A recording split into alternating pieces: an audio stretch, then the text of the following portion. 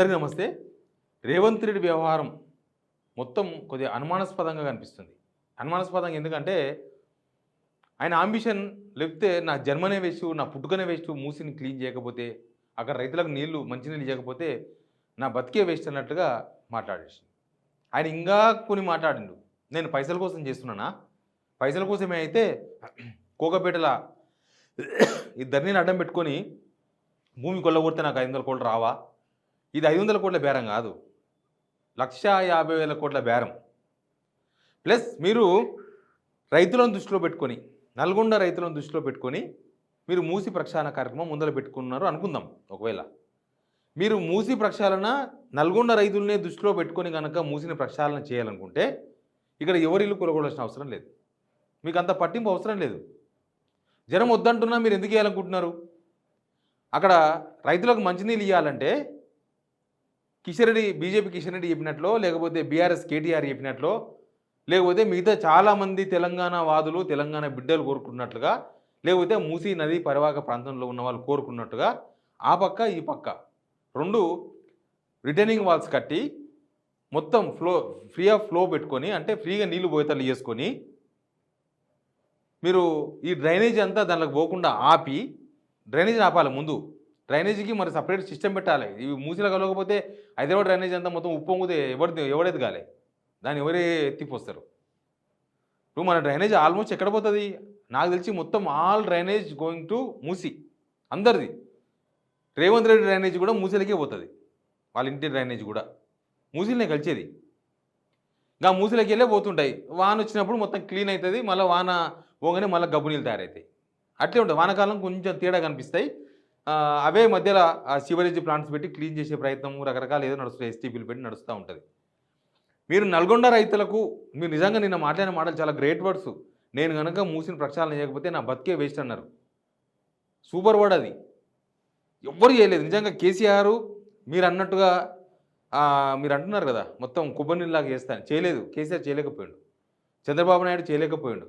1980s నుంచి అది కలుషితం ఎప్పటి నుంచి అవుతుందో అప్పటి నుంచి ఎవరు చేయలేకపోయారు. అంతకుముందు కూడా ఉన్నది కానీ ఇంకా తక్కువ ఉండేదంట. 80s నుంచి ఎక్కువ కలుషితమైంది. అప్పటి నుంచే మొత్తం ఈ కెమికల్స్ అని కూడా కలుస్తున్నాయి. అప్పటి నుంచే వేస్టేజ్, బయో వేస్టేజ్ అంతా కూడా కలుస్తున్నది. అప్పటి నుంచి మొత్తం పాడైపోయింది. ఇప్పుడు కొద్దిగా బెటర్. మన తెలంగాణ ముందు ఉన్న మూసికి ఇప్పటికీ చాలా తేడా ఉంది. తెలంగాణ ముందున్న మూసి చాలా దారుణం, దరిద్రం ఉంటుండే. మా ఫ్రెండ్స్ ఉంటారు ఫిర్యాదుగూడలో. మూసి ఎక్కడో ఉంటుంది, ఒక మూసికి కిలోమీటర్ దూరంలో వాళ్ళ ఇల్లు ఉంటాయి. నేను 2014 ముందు మాట చెప్తున్నా. కొత్త ఇల్లు గృహప్రవేశానికి పోయినా మంచిగానే ఉన్నది. ఒక 6 months తర్వాత మళ్ళీ పోయినాం ఇంటికి పలకరిద్దామని, చూద్దామని. పోతే గేట్లు జంగు తినిపోయినాయి, వాళ్ళ బంగారం అంతా నల్లగా అయిపోయింది, వాళ్ళ గొలుసులు నల్లగా అయిపోయినాయి, పట్ట గొలుసులు. వాళ్ళ బండ్లు మొత్తం జంగు తిన్నాయి, బండ్ల మీద కలర్ అంతా లేచిపోతుంది. 2014 ముందు నేను చెప్పేది అంతా 2012 టైంలో ఫిర్యాదుగూడలో ఉన్న ప్రతి ఒక్కరి ఎక్స్పీరియన్స్ ఇది. నేను ఫిర్యాదుగూడ చూసిన వాటి చెప్తున్నా. కానీ మూసీ నది పరివాహక ప్రాంతాల్లో కిలోమీటర్ వరకు అదే ప్రాబ్లం ఉండే 2014 కన్నా ముందు. ఆ తర్వాత ఏమైంది? రాంగ ఈ ఎస్టీపీలు పెట్టి క్లీన్ చేయంగా తక్కువైంది. ఇప్పుడు లేదు ప్రాబ్లం, ఇప్పుడు అంత పొల్యూషన్ లేదు. కాబట్టి అయినా సరే మీరు ప్రక్షాళన చేయాలి. దాంట్లో మంచినీళ్ళు పోవాలి. దానిలో మంచినీళ్ళు పోయి మొత్తం అందరూ బిందెలతో ఎత్తుకొచ్చిన తల్లి వేయాలనేది మీ ప్లాన్ కదా. అంతవరకు అయితే మీకు ఈ ఇల్లు అవసరం లేదు, ఈ ఇల్లే అవసరం లేదు, ఏ ఇల్లు అవసరం లేదు. ఇప్పుడు ఒక వీడియో వినండి. వీడియో విన్న తర్వాత చెప్తాను నేను మీకు. దోసుకోవడానికి రాలే,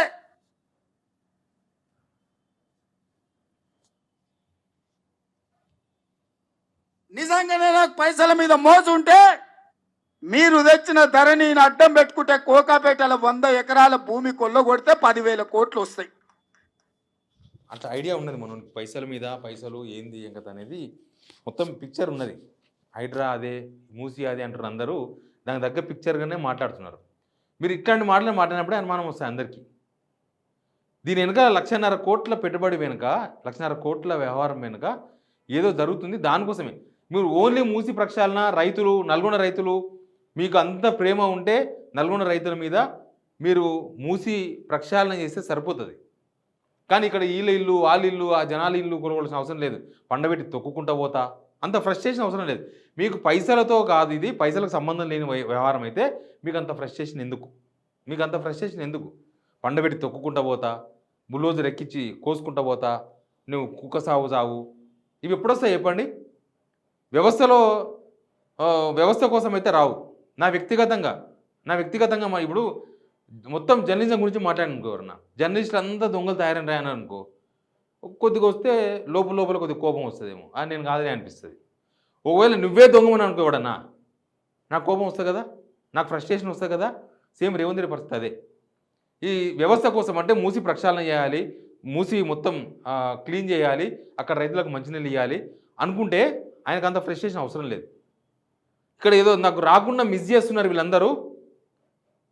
వీళ్ళు ఇది ఇయ్యకుండా నాకు దక్కాల్సింది దక్కకుండా కేసీఆరో, కేటీఆరో, కిషన్ రెడ్డో, ఈటెల రాజేందరో, ఇంకెవరో బండి సంజయో ఎవరో అడ్డు పడుతున్నారు అన్నప్పుడే వాళ్ళ మీద కోపం వస్తుంది సింపుల్గా.